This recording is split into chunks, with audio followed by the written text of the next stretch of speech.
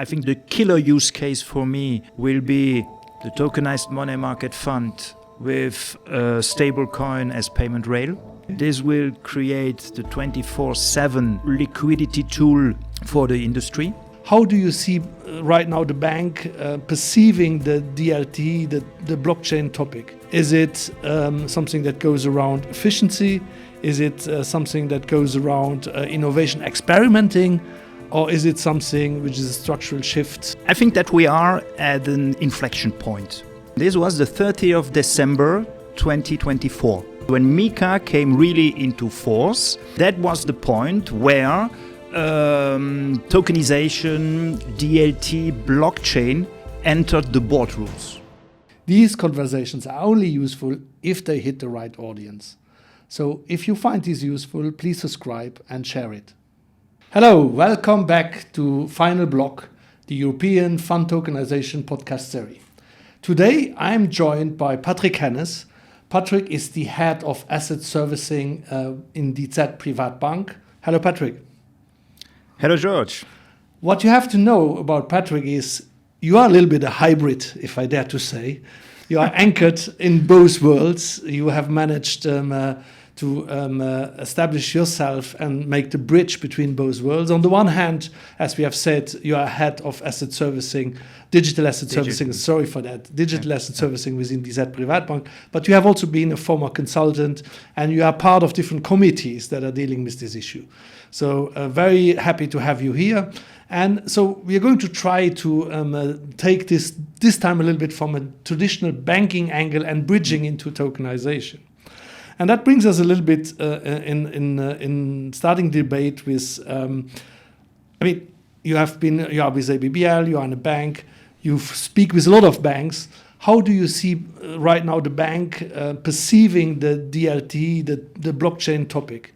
Is it something that goes around efficiency?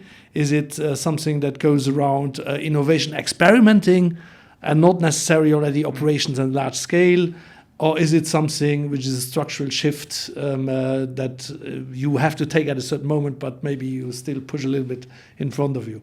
What is your feeling? What do you see? Yeah, okay. First of all, thank you for this invitation. I'm really happy and really grateful for this invitation to your podcast. And let's jump directly into the topic. I think that we are at an inflection point. And this inflection point is not new since this year.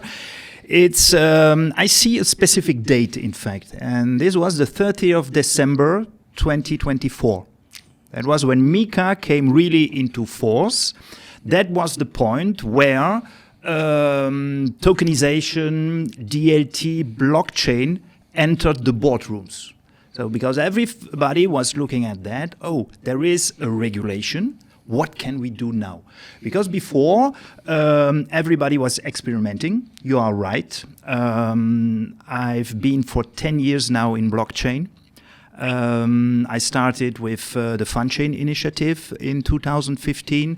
So I did a lot of proof of concepts, a lot of vision papers.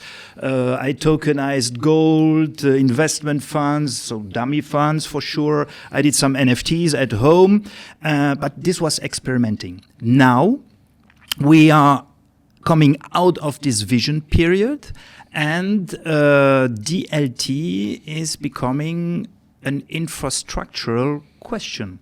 So we put it on the agenda.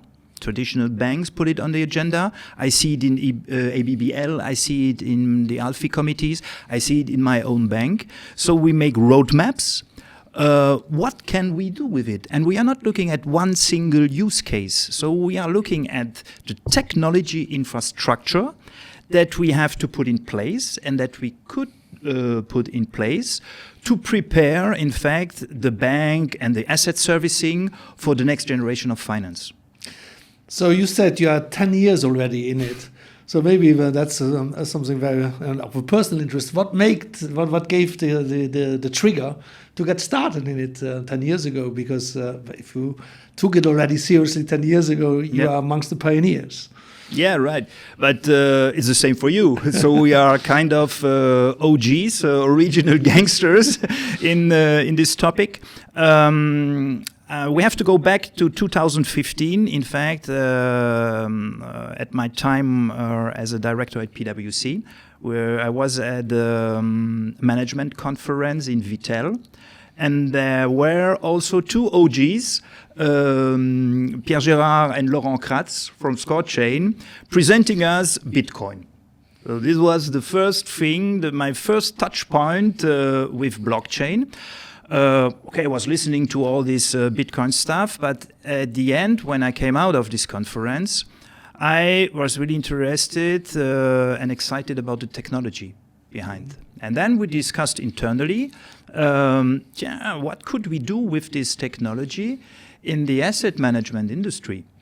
And then we started with a blueprint for an initiative. This was FunChain.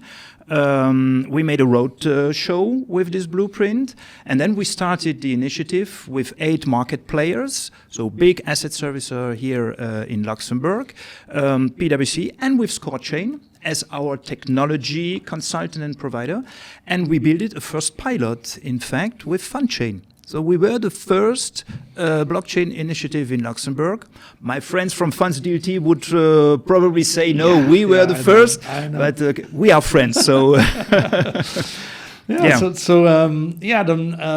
let's jump again a little bit in today's world. We often speak, and I'm also of this opinion, that the tokenization is a little bit one in a generation kind of opportunity to really digitize the industry. Now, and a lot of people would already say, but we spoke already 5 years ago about digitization, automation, so we are on it, so why do we need tokenization? So my question to you, is it really different, and what makes the tokenization different in the entire fund admin and custody space? Yeah, I think we should a little bit explain some concepts, in fact, of blockchain or DLT, Web3. There are a lot of words around, and they are mixed up a little bit by people. Tokenization is, for me, one use case of the technology itself. Okay, so when you tokenize an investment fund on a blockchain, you make a digital representation of a real-world asset, okay, that currently is on legacy systems. So all the asset servicers are working with legacy systems, okay? So now we can represent it in another way, on another technology layer. So, but it's one use case. In my vision and in my analysis, I go deeper into the technology, in the full capabilities of the technology itself. And if you do this, what are we doing? We review the full value chain, in fact, of the asset servicing industry. And this is not something that I do on my own. I think we are together in the ALFI Digital Asset Committee, and with all the other industry players, we are currently looking at the full value chain, and we are analyzing the potential of this technology. And this is something very interesting, because I don't need necessarily to tokenize the whole fund world to use the technology. We can use one element of it, smart contracts, to automate processes. And by automating processes, I create efficiency. I can work faster, probably with more cost efficiency as well. But this is something, I see it more global from the whole technology perspective, to change, to revamp the value chain, and to prepare everybody for the next generation of finance. And tokenization, of course, is one of the best use cases, I think, that we can use in the industry in the future to digitalize things that we currently do on legacy systems. Yeah, I would join you in, because at the end of the day, I remember in the US they were speaking now recently about another way about tokenization is programmable, the programmable thing. It's programmable money, Yes. It's programmable securities. Yep. It's programmable information, so ready for computer to understand, which gives the big power, of it. I agree with that, but we need to be careful when we say programmable. So, and you gave me a nice word now, the programmable money, okay, when we talk about stablecoins. And here we have to make a big difference, because you can effectively have a programmable stablecoin, which is just code and nothing behind. But on the other side, we have real stable coins, which is for me the payment rail of the future, where we digitalize a money supply. But behind this digitalized money supply, we have a real fiat currency, which is on a reserve account, which is packed, so everything is, there is trust behind. On a programmable money or programmable stablecoin, which is just code, I have some issues with trust, to be honest. Absolutely. I think the complementary element of both the real world asset and the fact to put it in a register that can be readable is making the thing. And it's very important that you bring that up again. The token is not a token. Nope. So you really have to look behind to see it.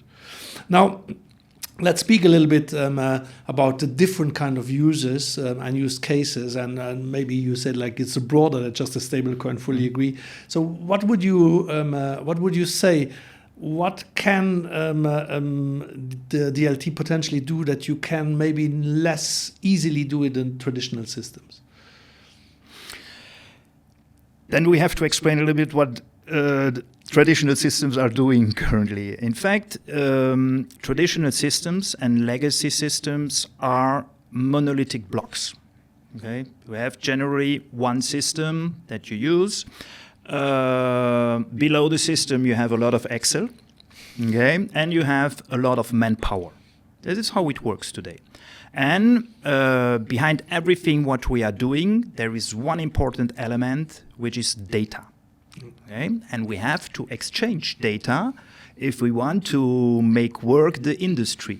So it can be an order that's coming through Swift, or we are still using faxes in some companies. We use faxes. So there is an exchange of data. Okay? This data is exchanged from one system to another system. There are means to transport this data, and these are very complex systems. Okay? If I want to implement today a connection with a business partner on Swift, there are weeks of testing behind this before I pass the first order. With blockchain technology, you can implement a blockchain structure in weeks. Yeah? And there are out in this DeFi world, there are wonderful companies. They are doing this in 2-3 weeks. You have an infrastructure. And what is very important, when you are on this infrastructure with your business partners, everybody is on the same infrastructure. And everybody has, in fact, an original of the data. We are removing photocopies, or we are removing CSV files by implementing, giving the original to everybody. Yeah, this is and I think that's one potential and important strength is the shared kind of common record. And there's one thing which is very interesting, which and it comes around your monolithic case is. I got once an explanation which I liked very much. Is in the traditional system, and he compared it with a relay race. In the normal relay race, first somebody creates a record and he runs with the record, give it to the next one. He can just start once he has the record. He goes to the next one, he goes to the next one. And so that's a traditional system. And the blockchain system is, well, everybody has the same records and runs in the same moment together. Everybody runs together, which makes it shorter, more efficient, and so on. And so I think that comes very much back to what you said, as the difference is this shared and this collaboration thing. But that then brings me back to say, like, but how do you see it? Is it then more a technology shift that we have, or is the real challenge in the processes, in the collaboration? I think it's both. in fact. We need first to create the infrastructure. So there is a shift in the infrastructure driven by a new technology layer. So we will not replace everything with DLT or with blockchain. This is very important to know. We are creating an on-chain and off-chain world that will live together. That's why I always talk about bridging DeFi with TradFi. And TradFi will remain, I would say, the leader on compliance, governance, trust in the industry. And the DeFi companies, or the fintechs, let's call them the fintechs, that comply with this governance, with these compliance rules that we have in the traditional industry, they will be the winner, because we will create a hybrid world in full harmonization with them. Yeah, no, absolutely right. I also believe, okay, how far we go, time will tell us. But at the beginning, what is very important is connect to legacy systems, because it is impossible to make a 0-1 switch on this kind of technology. So you have to build the bridge again between both, and then we see where it brings us. I think this is a very important point, because in the beginning I was always in tokenization. Okay, so first tokenization, and only a donkey never changed his mind. I reviewed a little bit my copy, my vision, and the outcome is that really the connection between DeFi and TradFi, or legacy system, and tokenization infrastructure, digital custody wallet infrastructure. This is an amazing use case that we can talk hours about this if you want. This is the important shift that we live in the next 3-5 years. It can go faster. I remember that I wrote or I co-authored the paper back in 2017 on the genesis of a new business model for the asset management industry. And just before joining you here in this podcast, I was looking at this paper at home, and everything was what was written there. So in 2017 is happening now. Okay, probably what we are discussing now, George, about hybrid models, on-chain, off-chain, is there in 2 or 3 years. Yes, absolutely. And I hope so. So we have spoken about, in prior sessions, we have spoken about the acceleration that is right now happening. So I think our auditors should not get it wrong in saying, well, it took 10 years, it will take another 10. Definitely No, definitely not. So then maybe, you are strong of this 10 years experience, different kind of projects that you already mentioned. If you would have to give a little bit of I rush away a little bit from a piece of advice, but if you would nevertheless give a little bit of a hand to a more traditional bank in custody or in transfer agency, how would you approach it, and where would you recommend a little bit to start engaging with DLT? The most important for me is the selection of very trustful and institutional grade partners. So for me, the time is over with, I would say, very funny projects, creation of a coin with a dog on it or things like that. These guys are still on conferences chasing us, but the level of discussion on different conferences now is in the institutional space.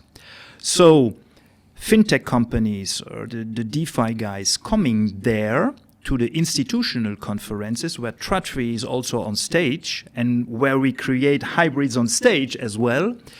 These are the places where you will find your good partners. And this is the most important advice that I would give to traditional institutions, and I experience it every day. The choice of your partner will make the success of your project and of the infrastructure that you build. There are still people out in the industry not knowing what they are doing, But I have now a really good network that I've built in the last 12 months. That when I saw this inflection point end of 24, with really good connections and guys that are really aware what we need in traditional finance. Because when we analyze a DeFi company, we do it the same way than a traditional company. You need to check governance structures of the companies. You need to see if they have real financial statements, if there is a board there, and not only the grandmother who is the only shareholder of the company. We know what we are talking about. This is very important, and this makes the success of a project. And then not stopping with experimentation. This is still good, but really choose what you want to have in your experimentation. And I will rather talk about proof of concepts. So when you have a vision, make directly a proof of concept out of it. Choose your right partner, tell him what you want. Don't try to solve a problem. This is over. It was in the beginning when we started with tokenization. We were always searching for problems and problems that tokenization or blockchain could solve. No, we stopped this. We don't want to solve a problem. We want to create the infrastructure of the future. Yes, absolutely. And I think that is about the infrastructure of the future is definitely also something that is happening now very fast in the States and is going to spill over. And also now in Davos, everybody was speaking about that. I would also fully agree with you, and also even the specialist, blockchain specialist, Dr. Erik Falk, who is used to quite some freaky stuff. He was even saying like, the conference is getting more interesting because the freaky guys, they are not there anymore. So everybody, or most of the people that are now there, have a clear idea on what they want to achieve. So I would absolutely join you in that. And then comes maybe a little bit of another element which I want to touch is like you spoke about partners. And in the past, very often banks were trying to do everything by themselves. And that, of course, when we speak about blockchain, of course, we speak about a network that you have to create to store your data. So how would you give a piece of advice on private blockchain or public blockchain? How is your view? Should a bank rather go for private or should you go for public? Do you have a view there, or would you stay? I can share an opinion on that because this is a discussion we had already 8 years before. I think there are masterpieces that have been written about private or public blockchain.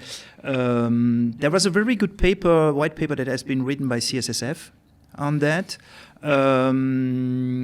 There was at a certain moment, traditional companies were more looking into the private one for security, IT security reasons, things like that. But this is in my opinion, no longer the topic. I have always worked on projects with public blockchains. I can even name it on Polygon. It's perfect. And there was never a question or an issue about security, trust, data privacy, because these are things that are inherent to the technology itself. So there is, for me, it's a no-brainer. Yeah, so this is a personal opinion on that. Yeah, absolutely. But I share your personal opinion, by the way, also personally, but also if you look right now, what the market has really done, I mean, the vote is for the public blockchain with safeguards around the usage, which is the normal thing that you have to do, is not go blindly in, but the technology per se, as you have said, I think they have the built-in features, but nevertheless, you have to safeguard the borders. Which is the important element. But here is a very important point to mention, because I don't want to advocate for public or private blockchain, and I don't want to set here boundaries for this project or this project. It's very important that we create a community. We only can do it all together. So, and here is it very important, and this is also an advice, to DeFi players and to TradFi players, that is to make it happen that things can work together. So I am talking about standardization as well. We need some standards, some technology standards, because a lot of projects are on public blockchain, are on Ethereum, are on Polygon. So we are talking about open source code, okay? But there are industry players currently around creating standards, and this is very important. As a traditional player, we are looking for standards. This gives us the trust that we need to build on it. Yeah, okay. But we must also be careful that we don't exclude one project because it is on a private blockchain or it has a different standard. So we need to communicate also those different standards together, to make it modular, to make it interoperable, and to make it composable. I mean, you spoke about controls, trust. So control framework is something very important in financial services for sure. So maybe a little bit of a challenging question. Do you see any area where there would be an incompatibility of DLT with existing control frameworks and requirements in that regard? To be honest, I haven't seen so far, but I haven't analyzed all the value chains of the bank. I think that the most important thing to know is that we could, with this technology, make everything auditable and controllable. So earlier I talked about the digital custody wallet, and we can take out the word wallet, and we make it the digital custody infrastructure with an institutional grade, where we can put, in fact, all data inside, and we make everything controllable. We can create for all areas of the financial industry, in fact, a digital twin. Yeah. And in this case, it becomes auditable and controllable for auditors, for the regulator, for internal audit, for management. All your reporting could be based on that. So no, I don't see, but probably I'm too optimistic or too much a visionary. I don't see incompatibility currently with the technology. Okay. The technology layer and the technology stack is there for me to stay. Yeah. So the other thing is maybe also for our audience, very often we speak about, and we have this tendency to speak about this technology like a wallet, but at the end of the day, it's nothing else than a securities account on a global register, which is shared. Yeah. I think that is also because when you spoke about it and what it makes and what the infrastructure is, at the end of the day, it's something that the banks have today in place, but just monolithic, and that is going to be open and shared with more parties to make it more cooperative and have this race, a parallel race in operation. But we're not talking only about securities, George. I think it's, as I said, we are talking about data in general. And when I talked earlier about the digital twin, I am talking about data in general. I can give an example. The entry point for all transaction is in fact the investor itself or a client. So as this is the entry point, we don't need to talk about tokenization somewhere in the value chain if this entry point still needs to fill in 30 pages of paper, okay, sending copies of something. So we can digitalize this in the beginning of the value chain and also put into the digital custody infrastructure so that this becomes also controllable, auditable. We will not put metadata in this blockchain layer, but we will put some indicators, ID, that says this or this thing has been verified, this has been executed, price is there, report has been sent. such things. That's very interesting what you say, because I fully agree also with you, and that's maybe also this one in a lifetime process. It's like tokenization does not make it all. No. You have to add certain layers where you have digital entrances, and I guess you would agree with me in saying, like, for example, the onboarding is still not a blockchain process. No. The order giving very often is not on-chain, it's still an off-chain process. Yeah. So when it comes to settlement, you can have either everything on-chain, but we also see models where there is still a hybrid. Fiat money is still off-chain, the securities are on-chain together with compliance, and so on. So it's not a one-fit-all, for sure not, and it is a journey. Now, maybe, and then maybe the obvious, but I nevertheless want to hear a little bit about how you see the world.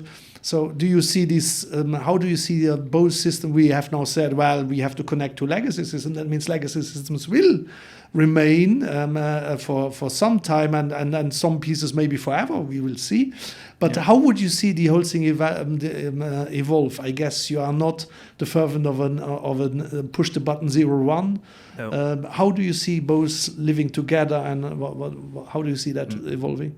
Yeah. I said it already before, 8 years before, we are not doing a revolution.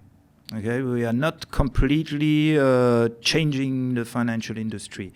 So we are in an evolution of the value chain and the infrastructures. For sure, we will not switch off legacy system tomorrow. There is too much impact, in fact, in the industry. We are in Luxembourg, the competence center of regulated investment funds, if I take just the fund industry. Everything runs on well-established systems. Okay? Regulation has forced us to invest in those systems together with service providers. So we will certainly not switch them off tomorrow. We will also not remove a transfer agent, for example. The transfer agent will remain. He will probably review his role, also due to blockchain law 4, control agent function. But we will analyze the value chain, as I said already several times now. We will take it task by task, activity by activity, and we will probably implement the best in class for this or this activity that can communicate with the legacy system. Mm-hmm. That's, I think, this is how I see the next 3 to 5 years. Yeah. Just to make because this is close to my heart, I said you absolutely said transfer agent will remain, or a control agent which plays a similar role, but it's always the same role. Somebody has to make sure that the entire chain is working and is under control. Yes. So that's the monitoring role will be very important in the future. So and that brings me to a little bit the next topic, which is. There's a polite way of saying the whole thing is that there's a transformation that is coming. For some people, they speak more about disruption, which is a more brutal kind of thing, and it scares people. And I think there is no reason to be scared. Mm. And when and the other thing is that maybe this disruption kind of thing made that for quite some time. Amongst others, also because of lacking regulation, which is now done, the traditional banks were a little bit on distance. But at the end of the day, it's also an opportunity for them. And how would you say, what is the role that the traditional banking system can play in this DLT system to strengthen it and also to make his own place and his business? What would you say to that one? Where is the place, and which place can the traditional bank find in the system? I think the role of the traditional banks or the traditional finance industry is quite clear. We are still the master of governance, of compliance, and providing the trust to the market. That's our role. And as I said before, the DeFi companies or the fintechs that comply with this role that traditional banks have, and if they adapt to our governance models, to our compliance rules, they will the best fit to us. But the traditional banks and traditional finance institution will give this certification of governance and trust to the whole industry. Yeah, yeah, that's very interesting because as we have spoken a little bit about the more crazy stuff, and it's true that the technology can do a lot. Yeah. But all this technology has to fit in a framework. Yeah. And as long as the techies do not understand what the framework is and not open to embrace the framework, this thing will not work together. And I absolutely agree. But I think we're getting now more and more there. And you were speaking about the partners. There are right now partners that have understood how to combine a brilliant technology with a solid framework, and which is, I believe, really the way forward. And your trust element, I found it also very interesting because, as a matter of fact, the trust is still there. Then it's just up to the banks to use the technology that's most efficient for their clients and the most efficient for themselves. Yeah. And one important thing that I want to add to this is also that the technology will not work itself. Okay, we will not be managed by the technology. So people and talents will still be there to make running this technology. Now, that having said, I mean, we have spoken about the speed, and also, is there still something that hinders people to start to become to be active? Would you say there's still today something that is seriously hindering the banks and also the fund admins and the TAs to enter the space? Well, you know me, I'm very optimistic. I'm a visionary. I'm the first one, or the first saying, yeah, let's go. And with all the people I'm talking, also here in Luxembourg or outside across Europe on conferences, I don't see any boundaries for the moment because I think that there is a certain level of maturity already of the technology. So we are out of the experimentation stage. Infrastructures are running well. Regulation is there. So we have in Europe, I would say, the strongest regulation in the world, together with MiCA. When we come to Luxembourg, we are even stronger than MiCA because we have 4 blockchain laws. We were very progressive here, together with Malta. We have to say it. So there is no showstopper or blocking point for a traditional company to enter the space. The only thing, as I said before, is to find the right partners. You cannot do everything yourself. You will not every bank will implement a team of blockchain developers, Solidity developers, or whatever. So, as I said, go outside of your structure and partner with the best-in-class companies in this area. Yeah, that's absolutely right. I mean, just to take a comparison, I mean, and it's not necessarily anymore advised that bank develop their own accounting system. They buy their accounting system from a provider. Yes. They make a choice on the provider and then they take it from there. And I think they should also reflect in the same way, looking into a DLT system, say, okay, I should not try to build it by myself, but really look for the right provider for my situation. And probably a call to action for the current service providers of this legacy system, they should do the same than traditional institutions are doing by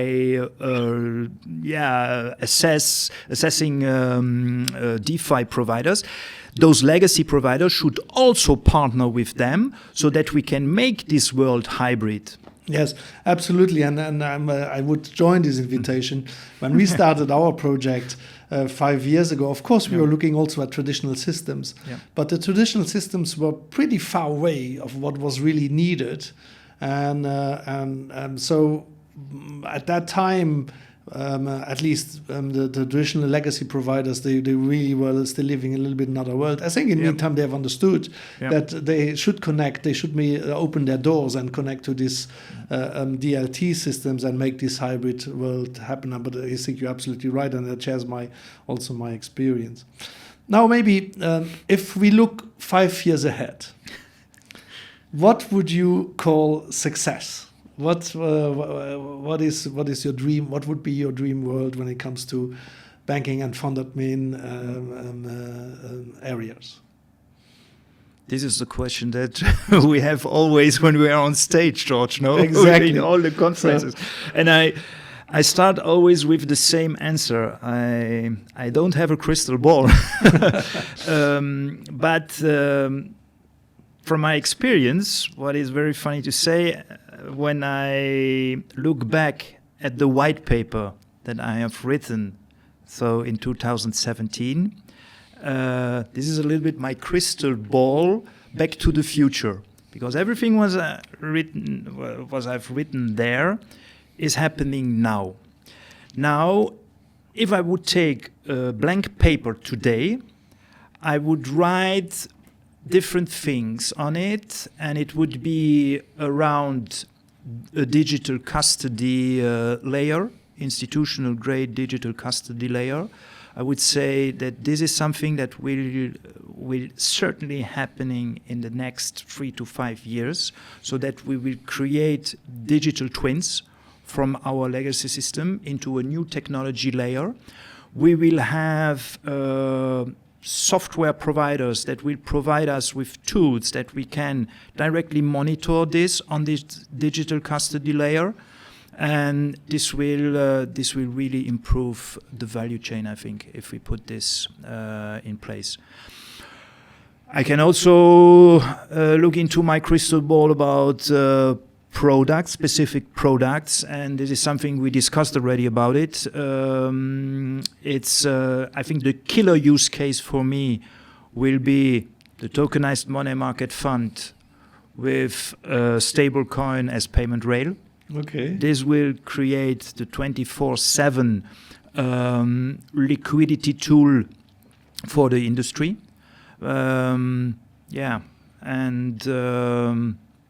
Is there something else that I think about? No, that I would say this is already okay. That would already definitely be success. Yeah. You have not touched more different, or the kind of decentralized marketplace liquidity. Do you believe in a major change in 5 years' time, or would you say, well... Let's start already with the primary markets, and I think the good starting point is effectively the money market funds. There is certainly a market, or there are certainly use cases coming up in the private market space, because the technology could be very interesting for private equity funds.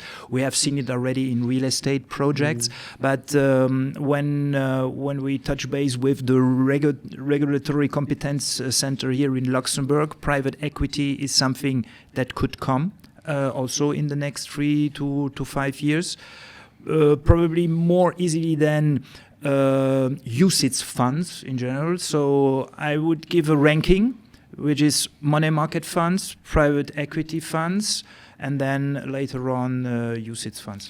And then the last, the personal one, is like, of course, we are control agent. We take advantage of the new blockchain for law.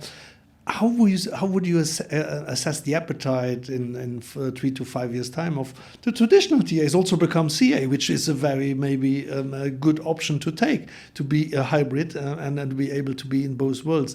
Do you see an appetite there? Would you see that crystallizing by that time? Are you now asking specifically about asking for the license as a control agent or the role itself? Because this is different. Of course, both. Yep. I mean, at the end of the day, the new status has been fixed in the law. Yep. So that means if you want to run this kind of model, you have to apply, or you have to make your notification to CSSF and say, that was my point. Yeah, I also want to do this.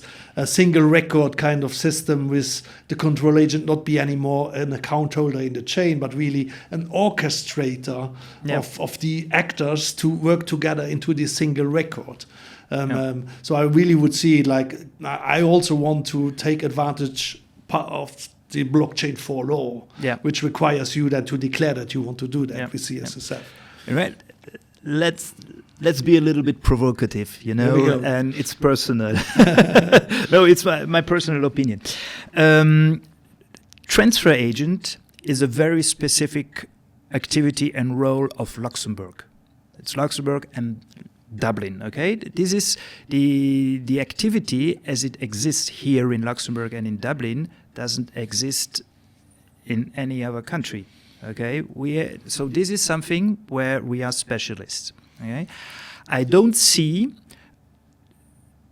transfer agents removing this. It's a certification to be a transfer agent. Now, you entered this space, this new space, as a control agent, and you have your competence in that. And why not creating this hybrid world between your function, okay, your entry point, you have an entry point on the blockchain, you can distribute tokenized funds, but you need probably behind your model today, you need a depository bank, you need a fund admin, which can work still on traditional rails, but we connect both worlds together. Absolutely. And this is something I could see this happen this year, next year, quite easily for different use cases here in the industry. Absolutely, reach out. I mean, that's definitely something. At least I can speak just of ourselves, which is absolutely on the list. Reach and we out. haven't prepared this. Yeah, absolutely, absolutely on the list. So, and it brings back what you have already said: is the collaboration element in such an ecosystem is a sine qua non. Yes. So if we do not manage to collaborate, and as absolutely right, we still need a central administration, we still need the accounting, we still need the NAV to be put up, and that is all something that needs to be bridged into this DLT world. Yes. So thank you, Patrick, for all your insights. Time went very quickly. So a lot of different ideas, a lot of food for thought for our audience. Now, in the past sessions, we always had a wine tasting. So we are a little bit in the dry January phase, but you also said that you had already a longer dry season, so that you drink less alcohol, if not say you start not to drink at all. So the tea idea would be perfect for you. Perfect. So let's go and have a look at the tea. So I'm not a tea specialist, but I might then now become one as time goes by. So the tea is called Be Cool. I think that fits with more like innovation not so in tea. But maybe before we go into this, maybe a quick kind of outlook. I mean, we spoke a lot about tokenization, but there's more than tokenization going on in the asset management world. Where do you see other stuff coming that you would say it's important to keep an eye on it? Something completely different than blockchain, I would say AI. AI is, this is even more higher on the agenda, I think, in traditional banks, because this is is a use case, is a feature that everybody can use already. Yes, absolutely. Because when you see let's say the implementation time of AI, it's 3 years, okay? And this is something that most of the people can directly use. They can touch it. It's tangible for them. Yeah. So you think, let's maybe give you the taste. Yeah. So. Interesting. It's very interesting taste. And when you say AI, so would you more think it's going around making information more easily accessible, or would you go as far as seeing it people seek advice, kind of an AI agent? Well, I was not talking about this. All these people that are. Searching a coach on ChatGPT to have advice on their daily life. No, I think there are, to be very serious now, that there could be very interesting use cases for us in the industry. For example, when I see the huge mass of regulation that we have to check every day, to be aware about this or this modification in law, and what AI can do for us by scanning all those databases and giving alerts to our compliance teams, to AML, KYC teams, saying, pay attention, here is something new. That would be very interesting. Also, as I said in the beginning, the most important thing in our industry is data. So we feed systems, in fact, with data so that they can run. For a transfer agent or a fund admin, it's the prospectus, which is the most important document, which is in the DLT technology translated into a smart contract, but we translate it currently into legacy system. So there is a human effort to understand a prospectus, to translate it into data fields in the system, and we need to check it. So this is human power, 4 eyes principles, 6 eyes principles, and here we could be helped. Let's say I use the word helped by AI. Yes, definitely. Yeah, and I think you're absolutely right by using, at least for the time being, helped, because it always still needs it can be of tremendous help, but it always needs a check of a professional that knows what he's doing. And I'm also an AI user, and from time to time I challenge the AI because I see things that are not absolutely right.